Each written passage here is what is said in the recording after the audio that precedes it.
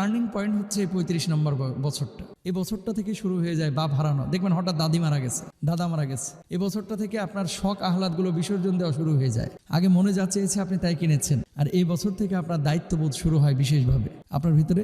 নবুয়ত কেন 40 বছরে দেওয়া হয়েছে বলেন তো? মানুষের লাইফের একটা পূর্ণতা পায় হচ্ছে 40তম বছরে। মানে মানুষ বুঝে, আগে আবেগ দিয়ে কাজ করছে, আমার বিবেক কাজ করে নাই, আর এখন আবেগ না বিবেকটা বেশি কাজ করে। বয়স যখন 40 হয়ে যায়, 35 হয়ে যায়। তো আপনাদেরকে যে কথাটা আমি বলতে যাচ্ছি, হতাশা বিষণ্ণতা এগুলোকে জায়গা দেবেন না। তকদিরে যেটা আছে এটা হবেই।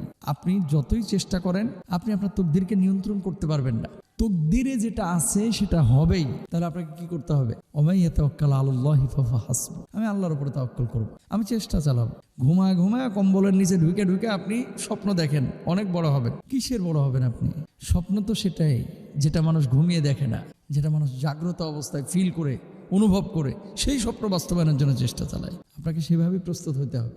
বয়স যখন আপনার 35, বয়স যখন আপনার 40, লাইফটাকে নতুন করে সাজান। টার্গেট আগে স্বপ্ন ছিল একরকম, এখন আপনার স্বপ্নটা হবে আরেক রকম। অধিকাংশ মানুষ উম্মত, রাসূল সাল্লাল্লাহু আলাইহি ওয়াসাল্লাম বলেছেন আমার উম্মত 60 বছরের বেশি হায়াত পাবে খুব কমই। দেখেন আজকে কিন্তু 60 বছর হায়াত এভারেজে খুব কম মানুষই পাচ্ছে। ও 50 বছর পরে ম্যাক্সিমাম স্ট্রোক করে ফেলে এবং মারা যাচ্ছে। আগকার দাদারা দেখেছি অনেক বেশি বেঁচেছেন, কিন্তু এখন তো মানুষ খুব বেশি বাঁচতেছে না। কিয়ামত কাছে আসতেছে, মানুষের হায়াত কমতেছে। তাহলে আপনি কি করবেন? এতদিন স্বপ্ন দেখেছেন একরকম, এখন আপনার স্বপ্নটা এবং লাইফের টার্গেটটা হবে আরেক রকম।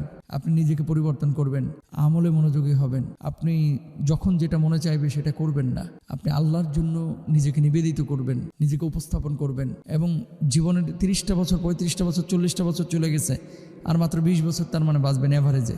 তো এই 20টা বছরের জন্য আমার প্রিপারেশন কী হবে? শুধুই কি দুনিয়া নাকি আখেরাত?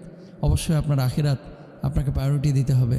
মান কানা ইউরিদু হায়াতুদ দুনিয়া, আল্লাহ তাআলা বলছেন দুনিয়ার জিন্দেগি কেউ যদি চায় আমি তার কিছু অংশ দিই, কিন্তু আখেরাতের তার কোনো প্রতিদান রাখি না।